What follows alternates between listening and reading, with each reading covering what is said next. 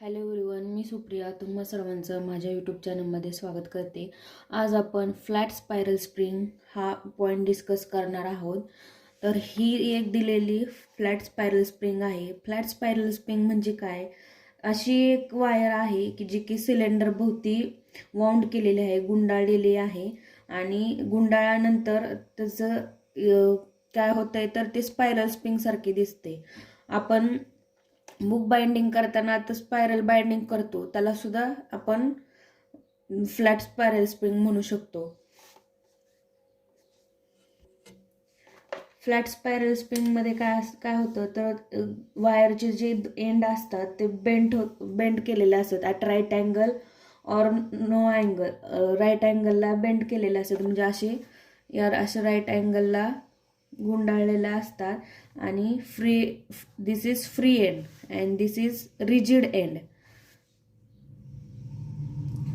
आणि जो अँगल तयार झालेला आहे गुंडाळताना किंवा प्रत्येक टर्नच्या वेळी, या टर्नच्या वेळी जो काही अँगल झालेला आहे त्याला काय म्हणणार आहे तर अँगल ऑफ स्प्रिंग म्हणणार आहे. त्या अँगल ऑफ स्प्रिंग 0 असेल किंवा राईट अँगलला असेल, प्लेनच्या सिलेंडरच्या प्लेनला राईट अँगलला असेल तर त्याला काय म्हणणार आहे आपण फ्लॅट स्पायरल स्प्रिंग म्हणणार आहे. Consider let L be the length of cylinder, which is length of this spiral spring, R be the radius of spring, N be the number of turns. हे number of turns त्याला N be the number of turns म्हणणार आहोत. W1 be the weight of spring and let L be the length and A be the radius of wire of a spring. Now let us discuss the expression for a Young's modulus of material of a wire of a flat spiral spring. ही एक flat spiral spring आहे. Vertically इथं rigid सपोर्टला tie केलेली आहे, म्हणजेच बांधलेली आहे किंवा अडकवलेली आहे. आणि त्याला फ्री एंडला, या स्पायरल स्प्रिंगच्या फ्री एंडला एक बार जोडलेला आहे आणि तो bar let it be rotated in horizontal plane and by some angle psi, this angle psi, and then release. हा बार सपोज हा बार हॉरिझॉन्टली रोटेट केला आहे बाय सम अँगल साय आणि तो परत रिलीज केला आहे, तर बार काय परफॉर्म करणार आहे तर angular simple harmonic motion perform करणार आहे. आणि हा साय म्हणजे काय तर angle made by this bar with mean position at instant time T. when bar is deflected, this bar is deflected, it increases the bending with increasing magnitude from fixed end to this free end. Due to bending, Young modulus arises. म्हणजे जे बार deflect केल्यानंतर ह्या स्प्रिंगमध्ये सुद्धा increase bending होणार आहे आणि त्यामुळेच young modulus arise होणार आहे. In this case, psi is the change in angular bending at free end, and if L is the length of wire,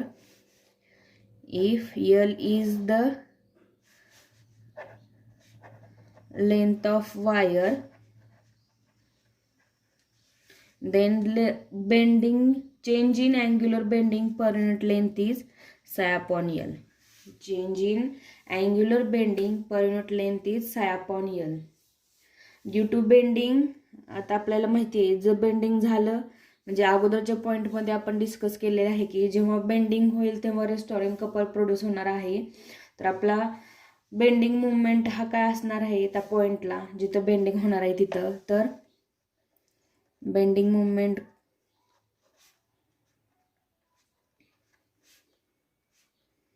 YIG upon R.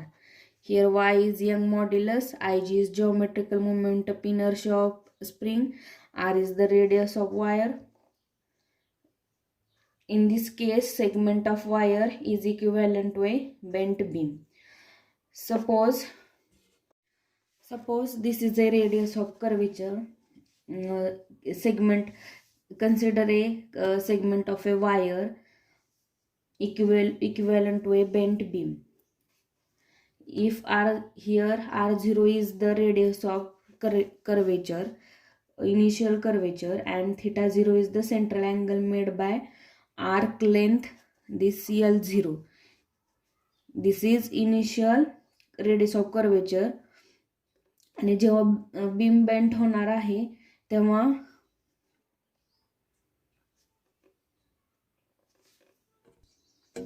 So आपलं इनिशियल रेस्टोरिंग बेंडिंग मुवमेंट काय असणार आहे तर YIG upon R0. But R0 is equal to L0 upon theta 0.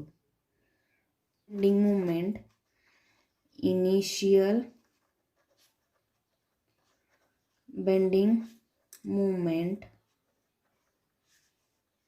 YIG upon R0. तर ही R0 ची value इथं टाकायची आहे. तर काय येणार आहे आपलं equation YIG upon L0 YIG theta 0 upon L0. For more bending, same length L0 subtends an angle theta and radius becomes R. For this more bending, same angle length L0 subtends an angle theta. Angle theta तयार करणार आहे त्यामुळे radius त्याची R होणार आहे. त्यामुळे आपली new bending movement काय असणार आहे तर new bending movement YIG theta upon L0. This is equation 1. This is equation 2. इथं काय न्यू बेंडिंग मुवमेंट मध्ये काय चेंज झाला आहे तर फक्त जो आपला थीटा 0 होता तो थीटा की झालेला आहे. म्हणजेच न्यू अजून जास्त बेंडिंग झाल्यानंतर अँगल आहे अशीच राहणार, लेंथ आहे अशीच राहणार आहे, फक्त अँगल थीटा होणार आहे आणि रेडियस R होणार आहे. एवढंच चेंज आहे. Therefore change in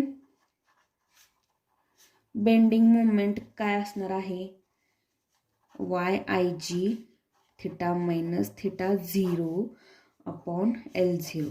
This is equation 3. Therefore, change in central angle per unit length is, therefore, change in central angle per unit length is this theta minus theta 0 upon L0. आता या change in bending मुवमेंटवरूनच आपल्याला change in central angle per unit length मिळालेला आहे. तर change in central angle काय आहे तर theta minus theta 0. Per unit length काय असणार, आपली लेंथ काय आहे L0 आहे. This is the angular bending per unit length. This is the angular bending per unit length. In this case, angular bending of a wire per unit length is, we know, already discussed, psi upon L. आपली angular bending of wire per unit length काय आहे तर psi upon L आहे. त्यामुळं this equal to this असं होणार आहे. Theta minus theta 0 upon L0 is equal to psi upon L. त्यामुळे इक्वेशन 3 काय होणार आहे आपलं, इक्वेशन 3 काय होणार आहे तर बेंडिंग मूवमेंट और restoring couple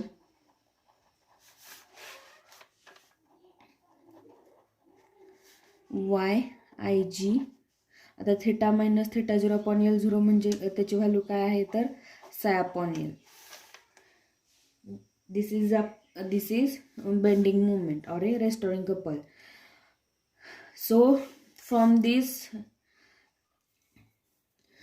produces angular acceleration d square psi upon dt square in bar. If I is the moment of inertia, If I is the moment of inertia of a bar about vertical axis passing through its center, and then the deflected couple produced by bar is deflected couple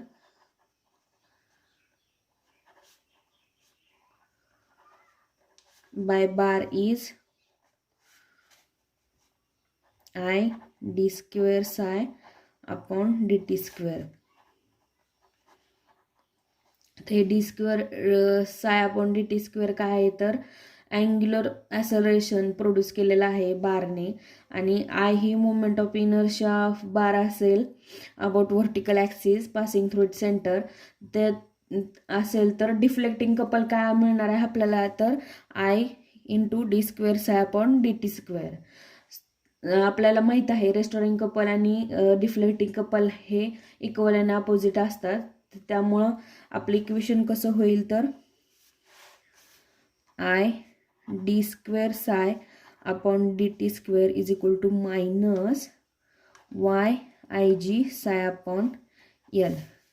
तर हे इकडे गेल्यानंतर plus होईल I D square psi upon D T square plus Y I G psi upon L is equal to 0. तर आपल्याला differential equation मिळवायचं आहे simple harmonic मोशनचं. त्यासाठी त्याचं हे आय इकडं घ्यावं लागेल, आयला डिवाइड करावं लागेल. त्यामुळं आपलं इक्वेशन काय होणार आहे तर D square psi upon D T square plus Y upon IG psi upon L is equal to 0. This is the differential equation of simple harmonic motion. हा स्टँडर्ड फॉर्म आहे D square psi upon D T square plus omega square psi. हा standard form आहे simple harmonic मोशनचा. तर इथं omega D square psi upon D T square plus omega square psi is equal to 0. म्हणजेच या omega square is equal to काय आलेला आहे, omega square is equal to काय आहे तर Y upon I G upon L. आणि त्यावरूनच आपण पिरियड ऑफ ऑसिलेशन काढणार आहे. पिरियड ऑफ ऑसिलेशन काय आहे तर T is equal to 2 upon omega. आता ओमेगाची व्हॅल्यू आपली काय आहे तर यावरून ओमेगाची व्हॅल्यू काय येणार आहे, स्क्वेअर रूट काढावं लागणार आहे Y I G upon I L. So 2 इथं ओमेगाची व्हॅल्यू टाकायची आहे Y I L upon Y I G. आता आपल्याला काय काढायचं तर यंग मॉड्युलस काढायचं आहे. पण आहे इथं R is the radius of spring आहे आणि एन म्हणजेच काय तर नंबर ऑफ टर्न्स आहे आणि L is length of wire. त्या आणि लेंथ काय कशी दिलेली आहे तर लेंथ ही 2 आर एन ने दिलेली आहे. So I G geometrical movement of inertia of wire काय आहे तर pi S a raise to 4 upon 4. Here a is the radius of wire आणि ही कॅपिटल आर कशाची रेडियस आहे तर रेडियस ऑफ स्प्रिंग आहे, रेडियस ऑफ स्प्रिंग. आता हे एल आणि आय जीची व्हॅल्यू टीच्या इक्वेशनमध्ये टाकायचं आहे. या इक्वेशनमध्ये एल आणि आय जीच्या व्हॅल्यू टाकायच्या आहेत.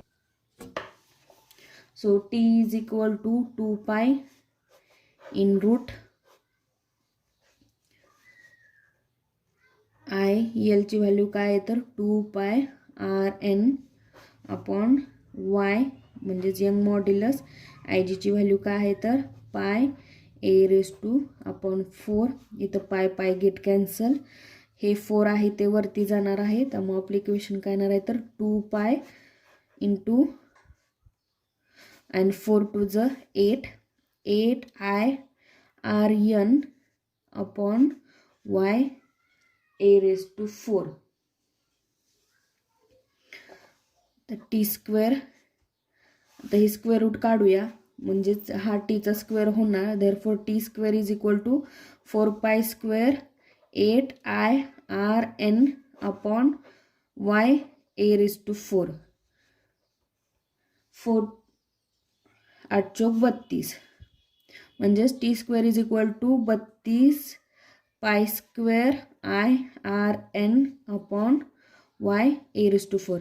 आता यावरून आपल्याला यंग मॉड्युलस काढता येते. मग यंग मॉड्युलसचं इक्वेशन कसं होणार आहे, तर वाय, तर यावरून यंग मॉड्युलसचं इक्वेशन काय नाही तर Y is equal to 32 pi square I R N upon T square a raise to 4.